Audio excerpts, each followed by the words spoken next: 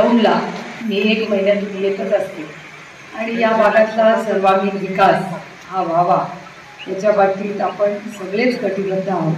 काही रस्त्याचे मुद्दे आहेत जो आता मला भाऊ तुम्ही सांगितला नॅशनल हायवेचा जो विषय आहे तो नॅशनल हायवेची मीटिंग मी पुढच्या आठवड्यात लावते।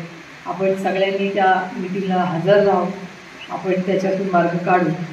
पण आज खरं तर सगळे विधानसभेच्या तयारीला लागलेले आहेत आणि पुढच्या 15 दिवसामध्ये संपूर्ण राज्याचा सर्वे चाललेला आहे आणि सर्वे झाल्यानंतरच कुठल्या मतदारसंघात एकतर कोण महाविकास आघाडी कधी कुणाकडे लढेल याची क्लॅरिटी येईल आणि त्याच्यानंतरच या महिन्याच्या अखेरपर्यंत आमचा प्रयत्न राहील की सगळ्या ज्या त्यामध्ये एक तर सीट वाटप आणि त्याच्यानंतर कॅन्डिडेट हे आमचा प्रयत्न आहे की 1 सप्टेंबरच्या आत करावं।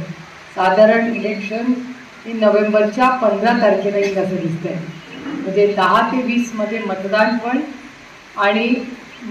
होईल आणि रिझल्ट पण लागेल असं साधारण सरकारमध्ये जे आहे त्यांच्याकडून आहे। त्याच्यामुळे 10 दिवस गणपतीचे, 10 दिवस नवरात्राचे आणि दहीहंडीचे 4-5 म्हणजे 25 दिवस हे सणामध्ये जाणार आहेत।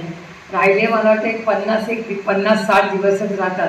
पुरा सप्टेंबर, पुरा ऑक्टोबर, नोव्हेंबरमध्ये दिवाळी येईल त्याचा 1 आठवडाच आहे। त्यामुळे सप्टेंबर, ऑक्टोबर, नोव्हेंबरमधले दिवस म्हणजे खरं तर 75 दिवस आहे। 75 दिवसमध्ये 30 दिवस हे सणांमध्ये जाणार, म्हणजे राहिले 40 दिवस आपल्या हातात।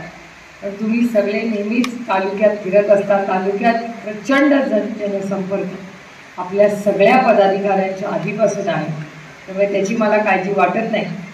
आणि ज्या दडपशाहीमध्ये आपण लोकसभेला जगत होतो ती दडपशाही मोडून काढायची ताकद ती तुमच्या सगळ्यांमध्ये हे तुम्ही मतदानातून दाखवलेली।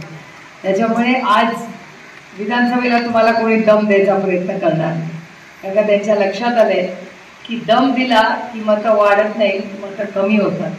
कारण का लोक लांबून बघत असतात, पण जेव्हा बटन दाबायची वेळ येते ते तेव्हा स्वतःला योग्य वाटतं आणि लोकशाही पद्धतीनेच लोक काम बघतात आणि त्याचाच मान सन्मान होतो।